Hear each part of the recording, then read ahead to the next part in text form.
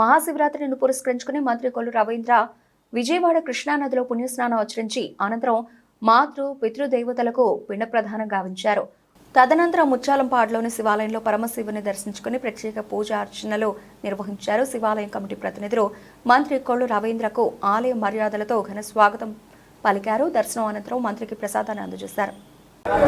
ఈరోజు మహాశివరాత్రి పురస్కరించుకుని దేశవ్యాప్తంగా అలాగే ప్రపంచవ్యాప్తంగా కూడా ప్రతి ఒక్క హిందూ సోదరులు ఈరోజు శివాలయాల్లో అదేవిధంగా పుణ్యక్షేత్రాల్లో నదీ పరివాహక ప్రాంతాల్లో మరి పితృదేవతలకి మరి తర్పణాలు అదేవిధంగా పిండ ప్రదానం చేసుకుని శివాలయాల్లో దర్శనం చేసుకుంటూ ఉంటారు. అలాగే ఉపవాస దీక్షలు అలాగే జాగారం కూడా చేసి లింగోద్భవ సమయం వరకు కూడా చాలా కఠోర దీక్షతో చేస్తూ ఉంటారు. మరి మరొకసారి అందరికి కూడా మహాశివరాత్రి శుభాకాంక్షలు తెలియజేస్తూ ఈరోజు ముత్యాలంపాడులో ఉన్నటువంటి రామలింగ స్వామి దేవాలయంలో మరి స్వామివారి అభిషేక కార్యక్రమాన్ని చేసుకోవడం చాలా ఆనందంగా ఉంది. తప్పకుండా